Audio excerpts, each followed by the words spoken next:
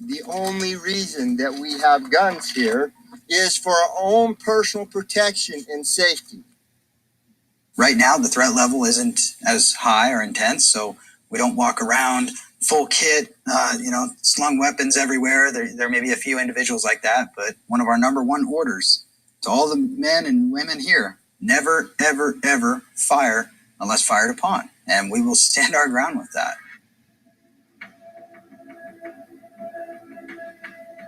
We are calling out at this time because of intel that we have received from a solid source that the FBI is indeed planning on moving on us, if you will.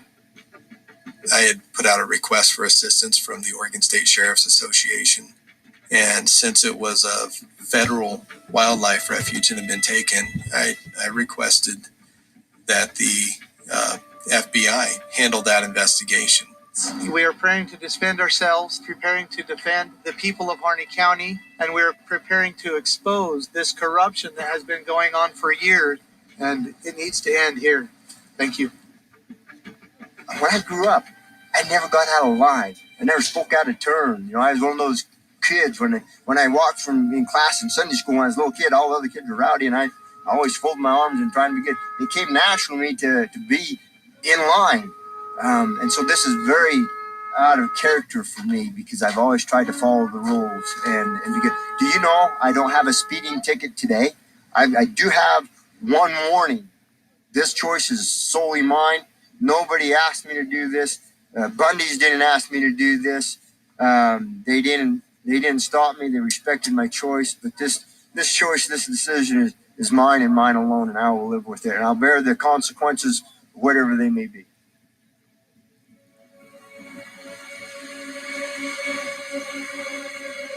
I was stunned at the escalation of FBI presence. They had turned the county courthouse into a fortress. They had ringed it with chain link cyclone fencing. They had put in jersey barriers for ramming. Those guys were kitted up for warfare with more kit that I had seen in Afghanistan. The amount of escalation and force that they were willing to use for a handful of protesters was very shocking. We were 35 miles away from the town. Nobody ever threatened anybody. I don't understand where the level of fear came from. They shut the BLM down. They shut the Forest Service down. They shut the schools down. There wasn't a gun at the refuge that would shoot 30 miles. We in this land, we grow up plinking tin cans with 22s, hunting jackrabbits, and the first thing we're taught is what? Do not point guns at people. And so I have never in my life pointed a gun at a person, and I never intend to. They should never point a gun at me, and I shall not point a gun back, and we shall leave it at that. But I will live under a clear sky till the day I die. Worst case scenario, they come down and kill us all. I don't think they want to do that because they still lose. The American people across from ocean to ocean will retaliate, and their power will be taken away from them. We know that what we're doing is right. We know that this is constitutional, and we know that we're trying to improve this country. I know what our government can do, and I didn't want these people to get hurt. I'm just out here to keep people safe, make sure there's no shots going off. If the FBI did come, they would come dark with night vision. They've got helicopters, MRAPs, all that fancy technology. They've got unlimited resources, and we're just a bunch of guys out here with rifles that we bought a couple of years ago. There's some guys out here with rifles from World War II. They're ready too. They've only got 5 shots, but they're ready. I have a feeling if the FBI did come here, that nobody would be leaving alive.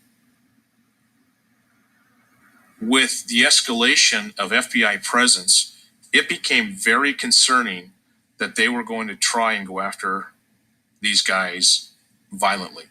There was a discussion as what do we do? And so the decision was made that PPN would take a neutral position. We would not endorse, support, or other, but it became Ammon You guys stay on the refuge. Government, FBI guys, you stay on your side of the line. Keep the separation here. You two have issues you want to discuss and work out. Your civil disobedience, drawing attention to land use. They can do that. Keep your distance.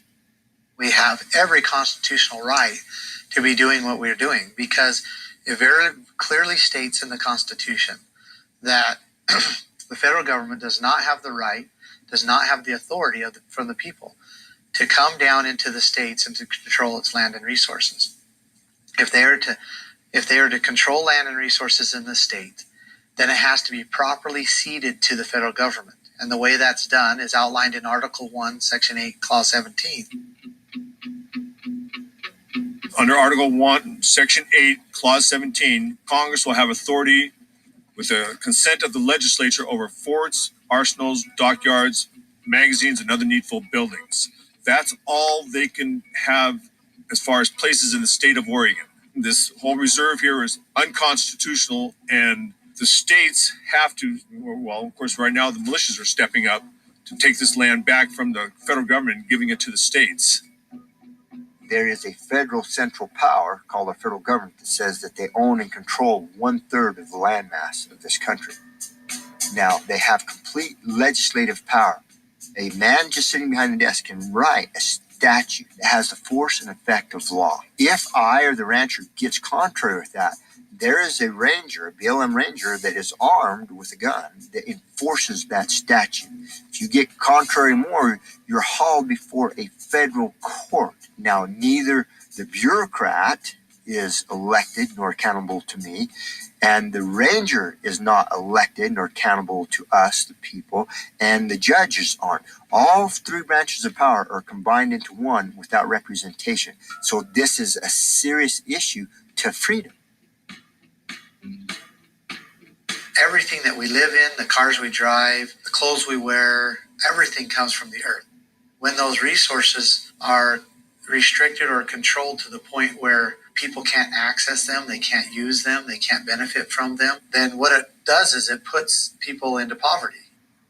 A perfect example of that is Harney County. At one time, Harney County was the wealthiest county in the state, and now it's the poorest county in the state. And it is directly connected with the federal government coming in and controlling its land and resources. Well, these are the best of times to come on down to Hines. In the 20s, Edward Hines Lumber Company had a 50-year contract for cutting timber here. This town was amazingly wealthy. The mill was operating lots of lumber. We were number one in the state for per capita income for at least 1 year in the 70s. Tonight we look at a battle that's raging in the United States over an endangered bird. The northern spotted owl is said to be on the verge of extinction. Logging in the Pacific Northwest has almost eradicated its habitat. Biologists believe this bird must have the large trees of the ancient forest to survive. There are only 3,000 pairs left, and they say if it goes, it means the entire ecosystem and all who live in it are at risk. The environmental industry got their act together, put the focus on the spotted owl, and undermined the timber economy. Within 6 months, we lost 1,000 jobs in this town, in a county that had around 8,000 population. It was absolutely devastating. We're in a tower. These towers are actually used to detect fires from long distances, and we use it for observation in case the feds decide to roll in here and kill us. It was kind of scary for the first couple of days because we thought that, as we've seen throughout history, Ruby Ridge and Waco, Ruby Ridge, I mean, the FBI and ATF came in and they shot a pregnant lady, a pregnant woman who was unarmed. So they've been known to come in and kill people. It originally started off with the Hammonds, but I've been fighting the BLM for years now. I was at the Bundy Ranch standoff. The BLM's original role were land janitors. Now they're armed with SWAT teams and attack helicopters and weapons of war. Why would they need that? They're just supposed to be land janitors. And they should not constitutionally exist. The goal of this occupation is, one, to get clemency for the Hammonds. We'd like them out of prison. And also we'd like to see the control of these lands go back to their rightful owners and just give back into the hands of the people of Harney County. They are oppressed in the highest order. They're so afraid to speak out because if they speak out, they're afraid that the BLM and other entities are going to steal their grazing permits and everything else, which is actually a grazing right. We have a situation in this county where the Bureau of Land Management, the Fish and Wildlife Service, have teamed up and taken hundreds of thousands of acres away from the people. It has brought wealth and power to these government officials and put the people in duress and put them in poverty. It is acts like this that expose the true problem. So this argument evolved into, we're going to take this and we're going to give it back to the ranchers. You can't set the precedence that it's okay to just go take something over and say, we're going to decide who this goes to. The Constitution of the United States does not allow the federal government to own land. This land will go back to the people of Harney County, and they will be able to use the land and resources for their benefit. There are a lot of people who will tell you the federal government can only own small things like forts and docks and all kinds of military things. The Constitution does say that. It's talking about a part of the Constitution that was making provision for a new capital for the United States, and the provision was that they could pay whatever states they took the land from no more than 10 square miles, and that they would make provisions for the docks and the magazines for ammunition and other military forts. Well, that was to defend the nation's capital, which had not yet been established, and that was just something in the Constitution to make provision that it could be created. They were just talking about what's now Washington, D.C. That's it.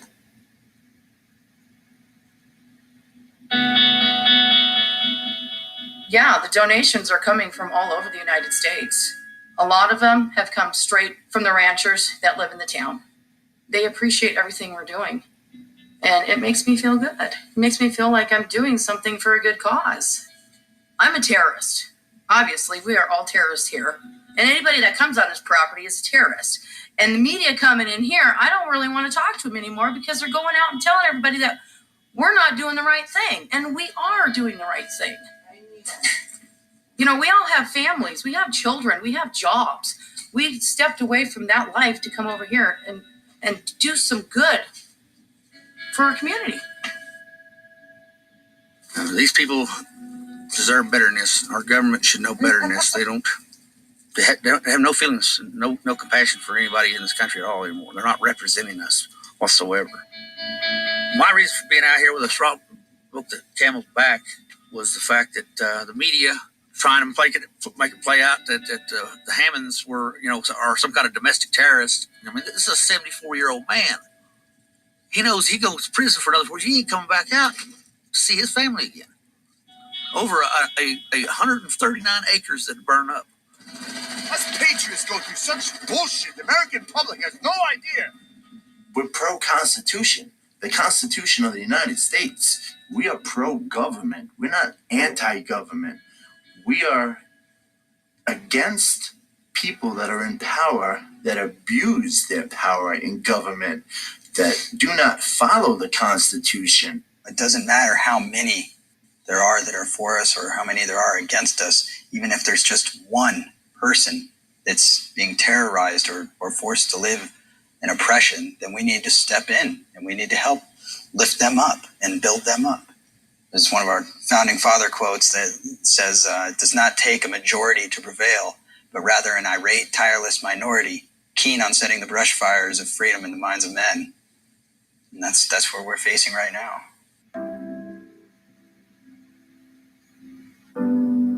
What they did as a protest to occupy a place where they had no right to be, it was an attempt to protect liberty the way they saw it. The way they saw it happened to be not according to the law and not even according to history. The only solution if you don't like the law is to change the law. You have two choices. One of them is through the democratic process and the other one is through revolution. When you've got an army bigger and better than the United States, let me know. Federal government, go home. Take care of federal things. secure our borders, protect our nations, keep commerce regular, and just a couple other things. Get the heck out of Dodge and leave the rest for the state and the counties to take care of. Let the people be free. It's high time, dadgummit. Get out of town. You cannot go to war against the federal government. This is not 240 years ago. There is no group of armed militiamen that can go up against the awesome power of the federal government. It ain't going to happen. Best case scenario is that the people of the county stand and take claim of their own rights, meaning they stop paying the federal government to manage their rights. They stop entering into contracts that take their constitutional rights away.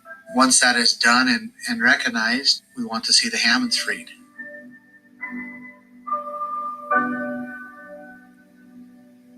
Dwight Hammonds, same age as my father. My father's pretty healthy still. He can saddle up his horse and ride with me. He helps me when I need some help. You know how many more years when you're 75 are you going to be able to continue to get out there and chase those cows at a full run?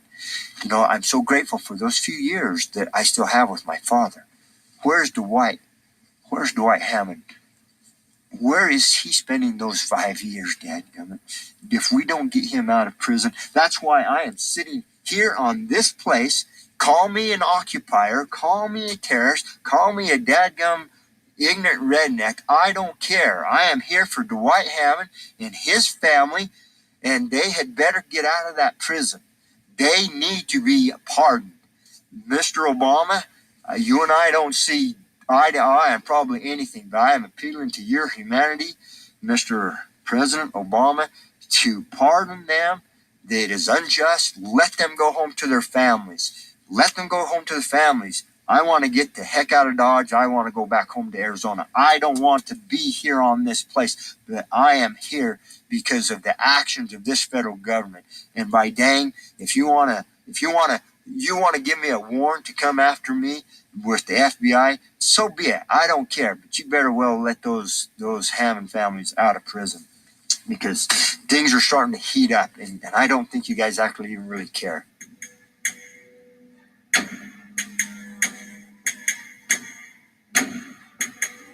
There was no communication. Ammon wasn't talking to the county wasn't talking to Ammon. And so that became a concern. Is you're sitting on the refuge, you're sitting in the courthouse, and the FBI is sitting in the schoolhouse, and they all are not communicating or talking to each other. So we arranged for Ammon and Sheriff Ward to meet on that road, have a discussion, and Sheriff Ward offered, I'll drive you to the county line. And we're like, that's it? Standing side by side, Sheriff Dave Ward and protest leader Ammon Bundy talked about ending the armed takeover of the wildlife refuge. A Bundy associate wanted to talk about land rights and grievances. I'm not here to talk about all that. I'm here to talk about offering you guys the opportunity to leave the county peacefully, get back to your families. We pose no threat to the community whatsoever at all. It's time to get the schools open, let your community get back to living.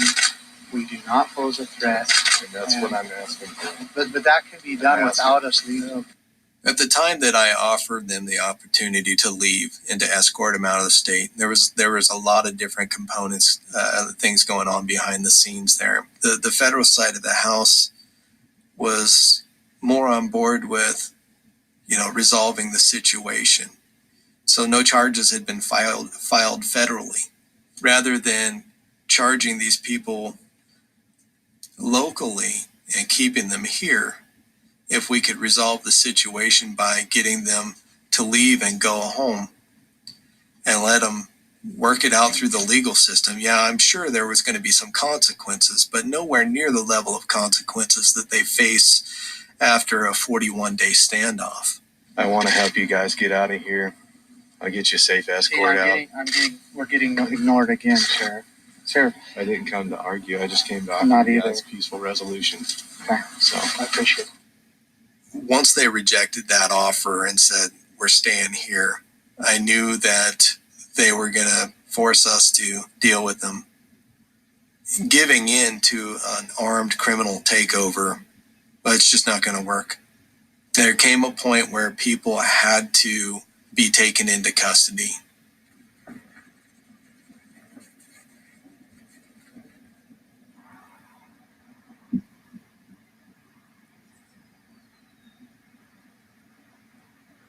LaVoy and everybody. We're going into the next county to talk about the Constitution and how they could take their grazing rights back. They've been free to pass from the refuge and into town. We were getting things prepared, and we had a cute family there that had arrived a few days earlier, the Sharp family. They were there to sing, and they had decided that they were going to go with them to this meeting and put on one of their concerts because it just touches your heart. They're just awesome. I heard about this protest that was happening in Oregon involving the Bundy family, and I knew the Bundy family from the 2014 standoff. So I called Ryan and I was like, what's going on up there in Oregon? He told me what they were doing and why they were protesting. And my mom and I talked about it, and she decided she was going. We were a singing family, and that was a big part of our lives, especially when we went to the Bundy Ranch. Our biggest reason for going there was to sing to everybody. And when we went to Oregon, my mom's purpose for bringing the children there was to sing to the people and sing to the FBI and just try to bring some peace and bring some happiness to a situation that was a little bit scary. Each vehicle would leave, for safety reasons, 10 to 15-minute intervals, so they wouldn't be close together. The family had left, and the oldest daughter, who had just arrived the day before, wasn't ready. I was supposed to be leaving with my family, and I was not ready to go, so I stayed behind, and I was going to leave with the next group that was leaving at 3:30, which would be the Bundys and LaVoy Finicum.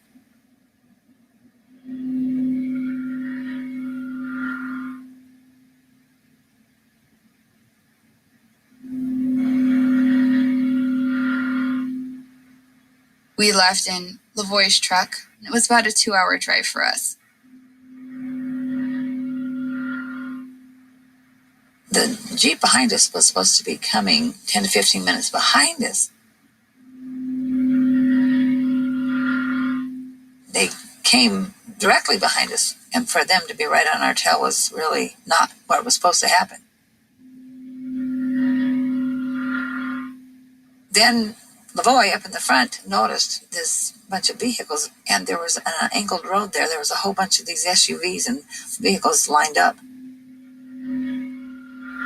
What is that? What's going on? And I turned around and I could see all these vehicles that were coming up. All of a sudden, it was like a wake-up call. We've been set up.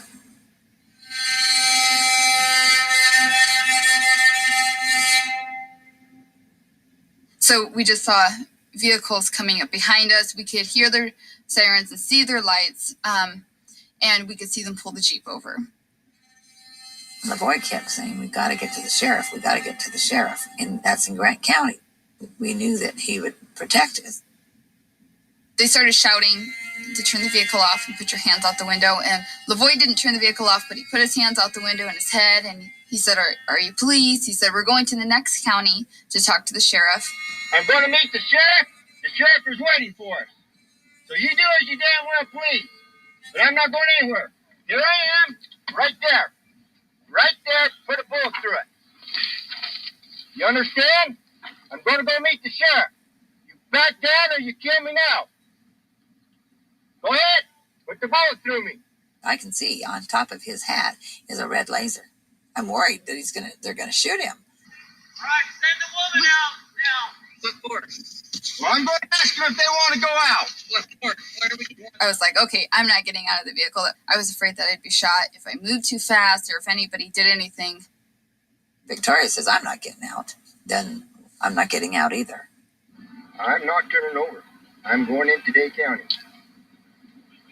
I'm going into Grant County to see the sheriff. Well, if we duck and you drive, what are they going to do? Try to knock us out? How much further we got to go? We got about 50 miles. You should never have stopped. I'm going to keep going. Then we have to duck. I know. What are they going to do with Ryan? Okay. If we take You off, need where to get Ryan back. Shoot your tires out? Most likely. Hey, Ryan Hammond. Why did they pull you over? There's no service here. Just because. Okay, you ready? Well, where's the guns? They got him stopped. You can't get around it. I'm going to go. You guys ready? Okay, get down. Then you duck down. Give me that camera. Okay, give me this camera. Go.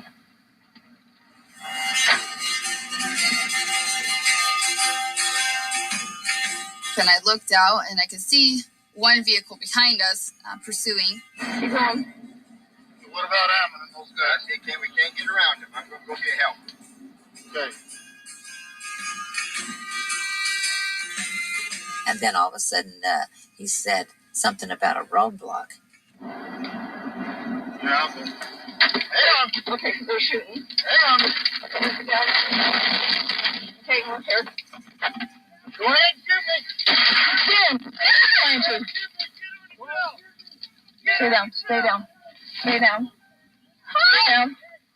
Stay down. Damn it. Are they shooting him? Did they shoot him? You asshole. Oh my God! I just hear a bunch of shots all at once, and he fell. I started shouting that I was an EMT. I was trying to get up, trying to get out. Is he dead? Don't get out. I am dead! Stop it. Are you dead? No, hold on. Don't do anything. They're shooting. Don't do anything. Where the hell is LaVoy? Sit down. I can't see. Shut up. Stay down, Ryan. Oh, God! Stay down. Stay down. Oh, shit. They didn't want us to get out, whoever was shooting at us. Then the next thing we knew, this blue smoke stuff started coming from the front seats towards us, and it hit my nose, and I couldn't breathe. I felt like I was choking. You taking some? Keep going. Oh, shit. Stop! Please! Stop! Yes. That's ridiculous. Those are stupid. They're going to kill all of us? Father, please. Do we get it? No, don't get up. God. Please keep it. Okay, they got lasers still on us. They got lasers still on us. LaVoy got out. I think they've killed LaVoy. They just shot gas rounds into the car. We're hunkered down in here trying not to get shot. Right then, I think was the scariest moment for me because I thought that we were all going to die. I thought about my family, and I thought about the things that mattered in life to me, and I just thought we were all going to die. This location. I surrender! Can we just surrender? Okay, let's get out. Okay! That's you, Ryan. I don't know if you can get out. You get out first. Let her in first. Let her out first. You go first. Please don't show me. I started shouting, "We surrender, we surrender." And I finally heard someone shout back, "Send out the mail first." So Ryan got out, and while I was standing there, they said, "Stay right there. Stay with your hands where we can see them." And I could see LaVoy laying in the snow, and I could just tell that he was dead. I could see men in camouflage and in black standing between the trees. And it seemed like so many of them. They yell at me to come, and I'm getting out of the car with your hands up, of course. They're all dressed in military gear or whatever, these green outfits, and they're like snipers. They have all these long guns, all these guns. They have all these rifles. Victoria and I were yelling at the men, "You guys are all part of murder. You just murdered a man in cold blood." She says, "I almost died today." And I said, "Yeah, Victoria, you're 18 years old. And you're going to remember this moment for the rest of your life." I don't know. A lot of people tell me that I shouldn't have been through that at that age.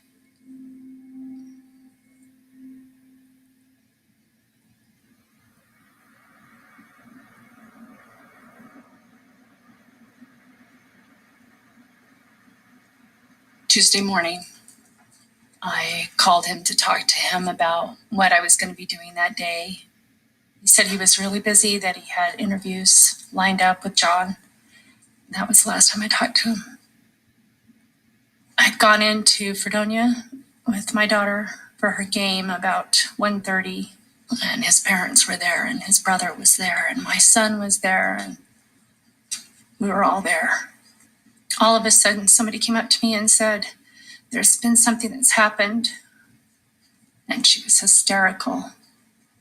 And she was screaming and crying that LaVoy had been killed.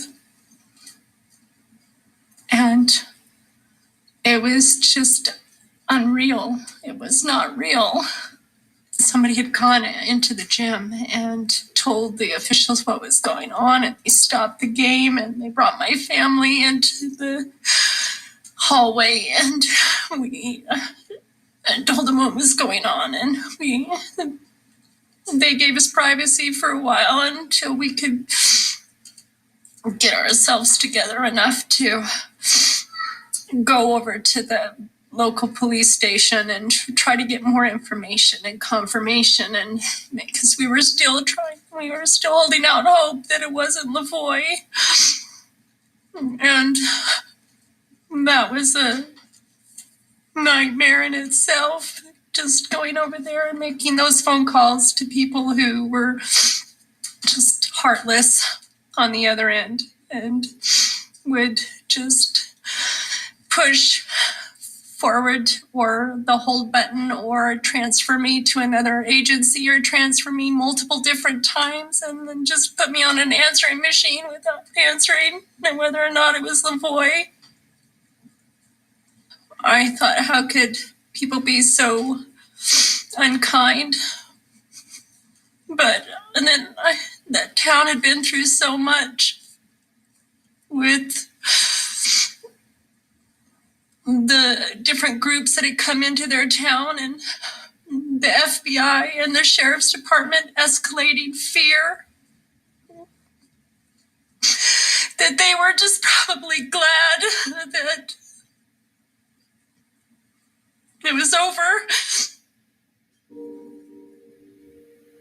To leave the vehicle as quick as he did in Shauna's video just confirms that he was indeed trying to move the threat away from those in the truck. The 18-year-old Victoria Sharp is the same age as our daughter, our youngest daughter, and I know he was worried for Ryan and Shauna as well. Those people were victims. And were being shot at multiple times without ever exhibiting any threat to any of those officers. And I believe that he was murdered.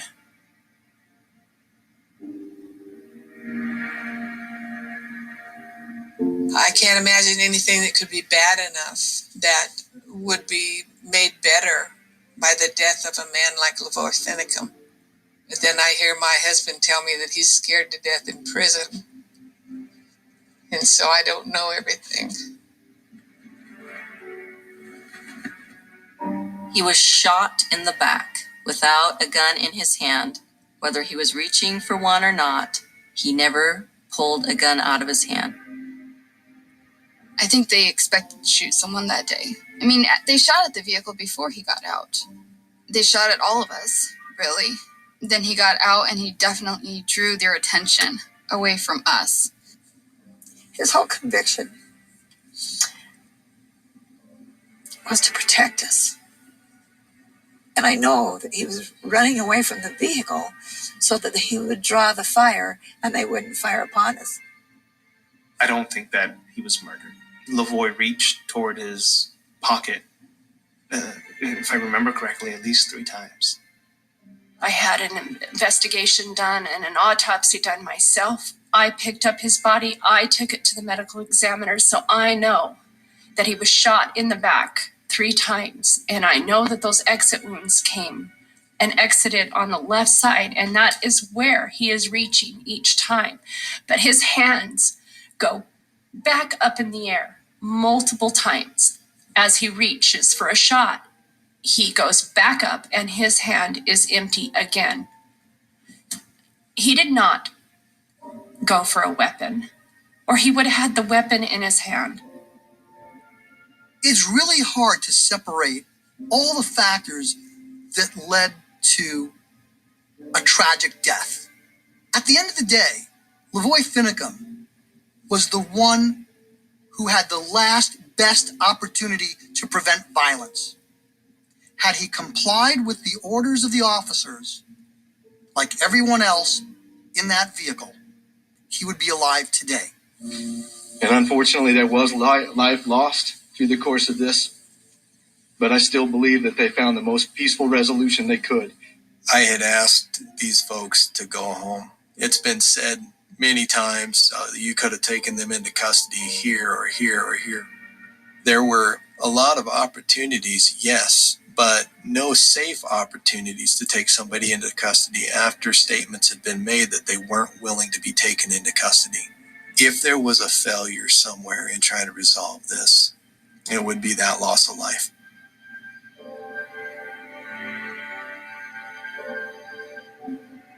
When you look at it, it's tough. You're watching, in my opinion, the assassination of an American. I walked that site. Having military background, I know what an L ambush is. They had put their vehicles in a blocking position, and they had set up along one side of it, the high ground. They had actually cut the tree branches so they're about 4 to 6 inches to use as rifle rests. If you went 150 feet past that corner, there was a 3/4 mile straightaway. It had sloping sides and was snow covered. You could have spike stripped it, let him drive down, his tires would have flattened, and he had no place to go. I understand there are criminals, but an American that wants to take care of his family, has Christian values, has strong integrity and morals, is shot with his hands up because the FBI team lead amped up his people that he was an enemy. Something's seriously fucking wrong in this country.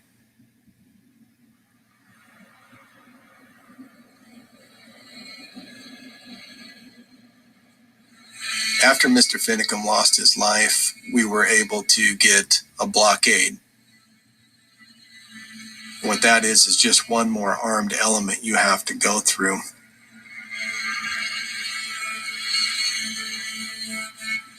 Usually, as in most military operations, when the leadership's gone, the rest of the thing falls apart. Proved to be true.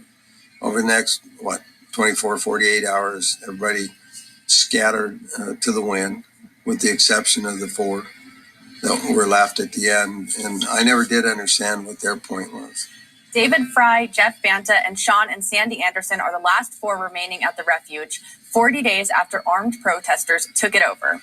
The FBI, local and state police cleared out after a standoff at the Malheur National Wildlife Refuge came to an end. About 9:40 this morning, 3 occupiers surrendered to police and were taken into custody. A 4th, the final protester, refused to leave, but supporters, including evangelist Franklin Graham and a Nevada lawmaker, convinced him to surrender, and he did after a simple request. He ate a cookie, asked everyone to say hallelujah. When they said hallelujah, he came out.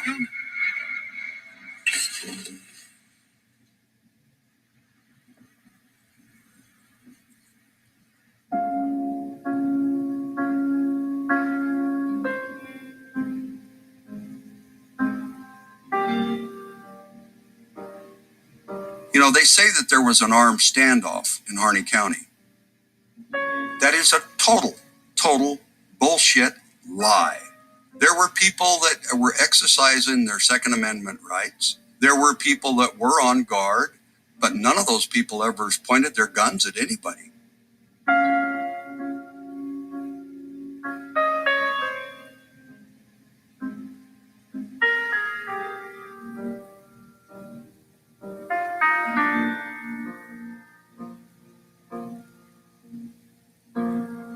I miss him. I miss him a great deal. I'm learning to do everything that he used to do. When you are a married couple, you're a team, and each have your own little areas of responsibility, and you count on each other. Was I angry at the Bundys? Oh, no. I've only caught myself being angry a couple of times, and I've quickly brought that into check. I know that what he did, he believed in, and I see him as a hero, not a martyr. I forgive those who have killed him.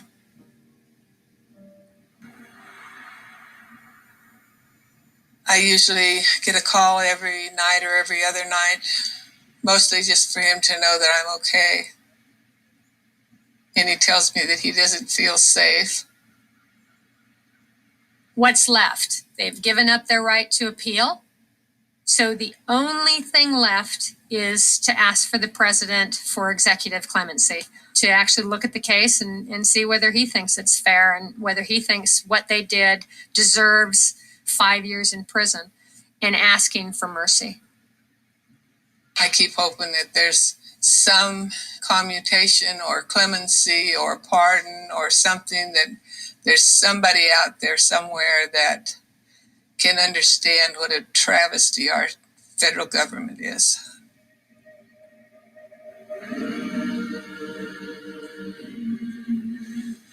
These were my brothers, my friends.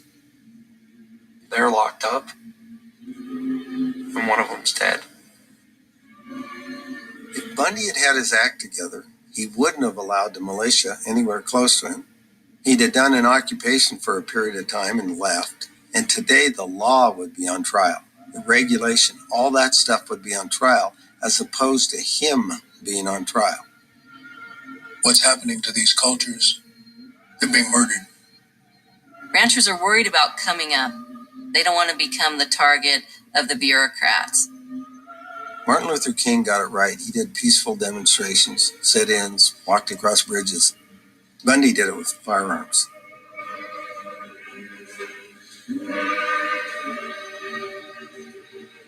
I want to make something clear here. We will see other standoffs. The overall majority of this movement is peaceful, but there are extremely dangerous threads which, when the time comes, will yield towards confrontation as opposed to reason. Pretty tough to feel American when your own government has a vendetta against you. Yes, I still love this country. And I wish we could fix it.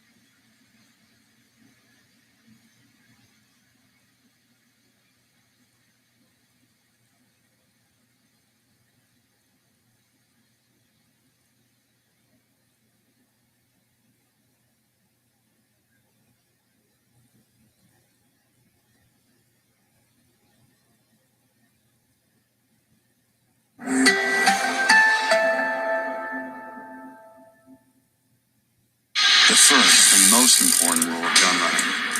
Why'd you do that? Is never get shot with your own merchandise. Now you're gonna have to buy it.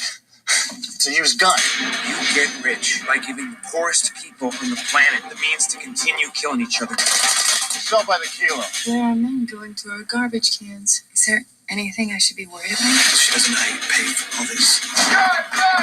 How many car salesmen talk about their work? Their products kill more people every year than mine. At least mine is the safety switch. I would tell you to go to hell, but I think you're already there.